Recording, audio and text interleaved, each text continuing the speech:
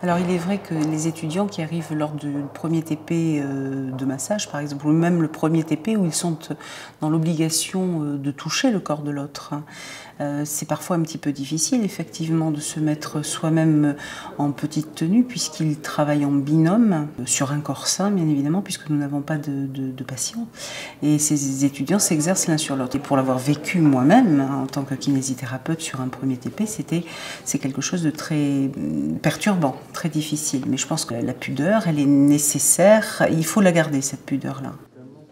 Vous devez faire un massage du dos, mais avant toute chose, attention à la manière dont vous prenez contact avec votre patient. Vous êtes en relation avec lui, vous discutez avec lui, puis tout d'un coup, vous mettez la main tranquillement sur le dos et vous ne lâchez pas ce contact.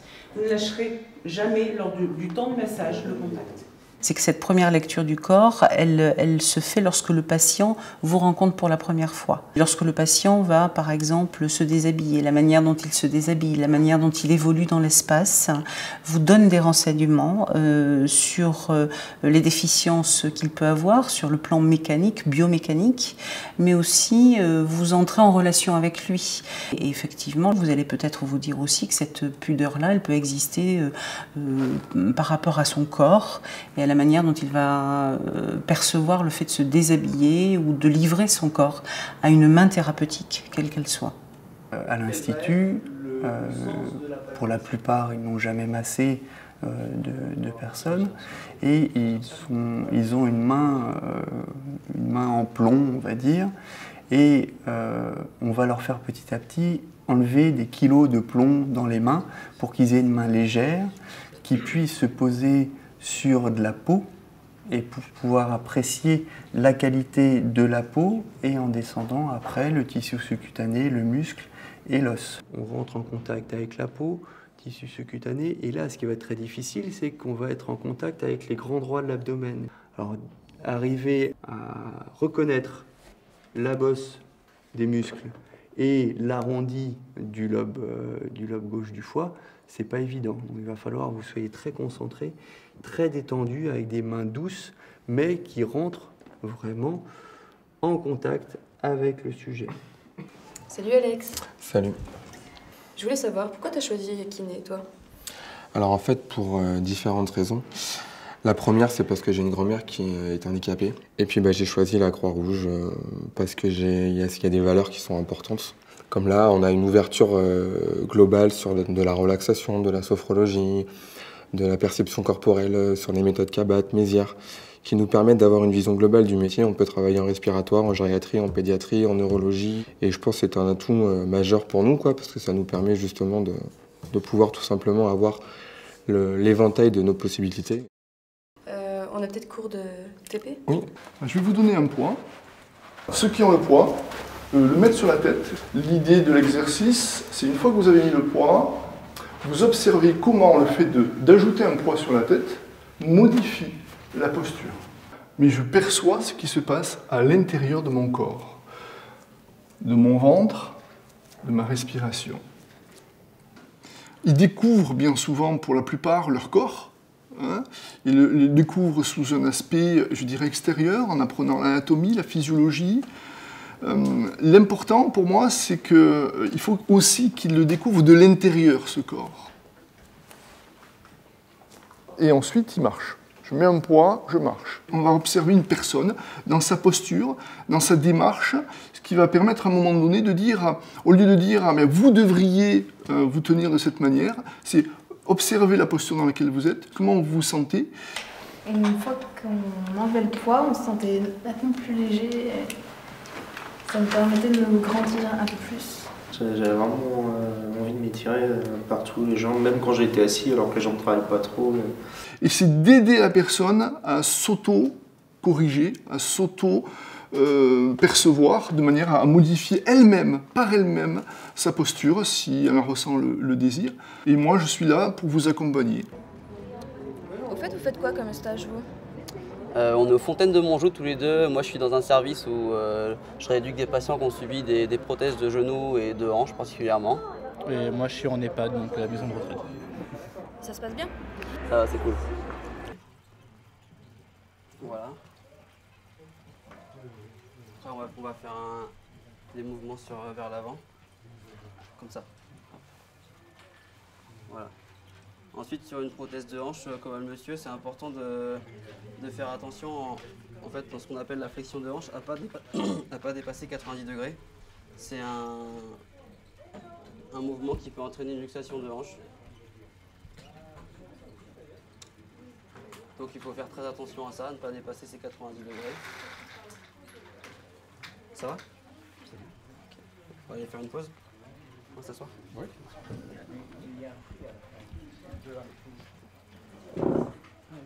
Ils sont sympas, ils s'occupent bien de nous et tout, c'est bien. En général, à chaque séance, on essaie de les masser pour supprimer un peu les sensations de douleur qu'ils peuvent avoir. Et aussi pour mobiliser donc la rotule, parce que vous voyez la cicatrice passe juste au-dessus. Et il peut y avoir des adhérences de la cicatrice sur la rotule et c'est très important de supprimer ces adhérences pour qu'elle récupère une bonne flexion de genou.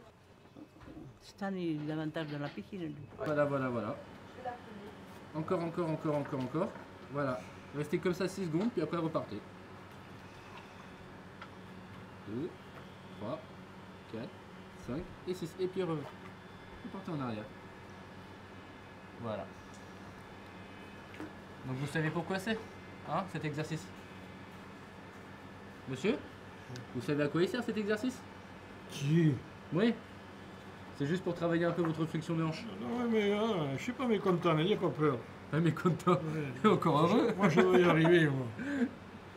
Bien sûr que vous allez y arriver. Donc aujourd'hui, nous pouvons constater que ce sont des étudiants qui sont déjà sensibilisés et formés et qui nous arrivent déjà avec une capacité de synthèse et d'autonomie finalement dans les modalités de la prise en charge. Madame a eu une prothèse totale de hanche gauche.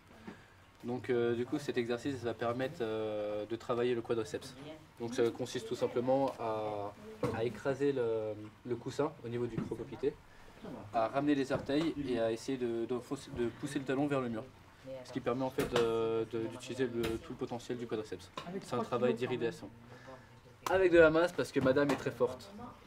Sinon ça serait trop facile. Voilà. Je l'appelle Cerbère parce que quand il est là, il faut le faire parfaitement.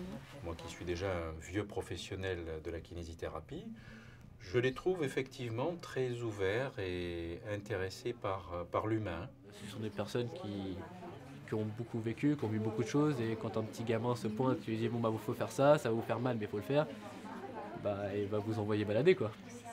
Retour dans les 22 en puissance, donc voilà. Donc il faut savoir se faire écouter et leur expliquer que bah, s'ils ne le font pas, il y aura des conséquences et que c'est dans leur intérêt de travailler. Il est important, effectivement, qu'ici, ils vivent des situations où les professionnels se penchent sur leur bien-être pour qu'ils puissent rebondir ensuite à leur domicile. Déjà, on essaie de leur donner des valeurs humaines qui sont avant tout d'avoir une empathie. Donc on développe tout ce qui est entraide, sous la forme de tutorat, sous une forme aussi de volontariat. Il y a beaucoup d'actions humanitaires où on leur demande de s'investir, car c'est aussi des actions pédagogiques. On vient toutes les semaines, le lundi soir, de 6h à 7h. Donc c'est du bénévolat.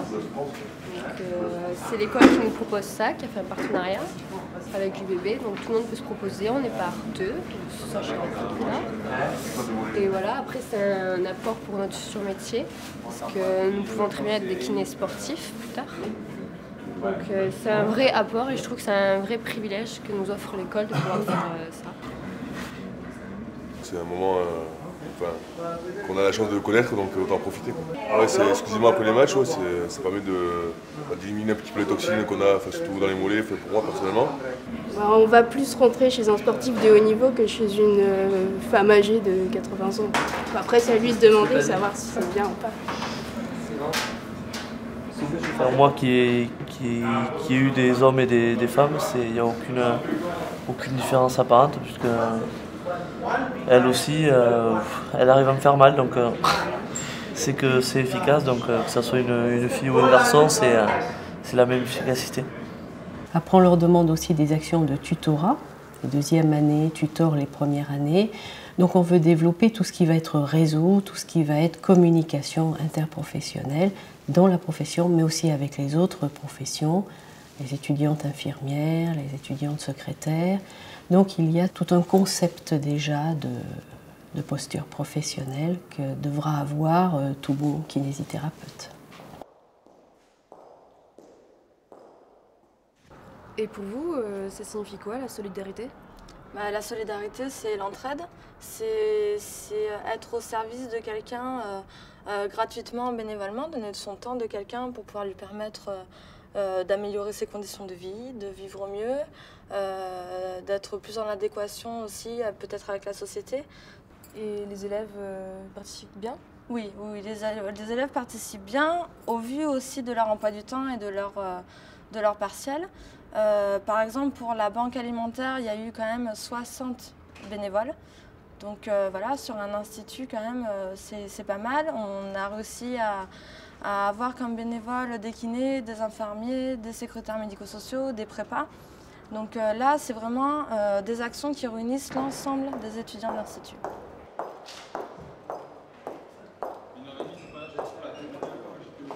Nous devenons une profession qui s'autonomise, qui est en capacité aujourd'hui effectivement de pouvoir enseigner la plupart des enseignements du cursus. Alors il est vrai qu'il nous manque toutefois une posture, c'est la posture de chercheur, puisqu'en fin de compte nous avons été dans l'expertise de notre métier.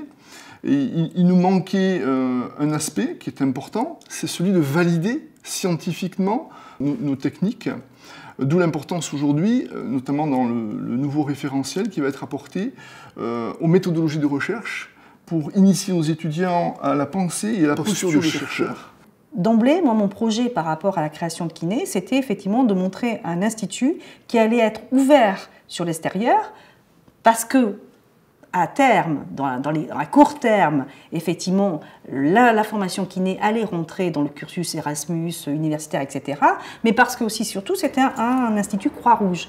Et on ne peut pas parler de la Croix-Rouge sans parler d'international. Donc à chaque fois, effectivement, montrer à nos étudiants que ce que l'on peut voir de la Croix-Rouge à l'extérieur, c'est aussi au quotidien et c'est aussi ce que nous allons effectivement arriver à dégager, arriver à communiquer, qui va faire que plus tard, effectivement, ils seront des ambassadeurs de la Croix-Rouge. L'humanitaire, il commence effectivement par la relation à l'autre et le regard un peu plus particulier, un peu plus attentif qu'on pourra porter à l'autre.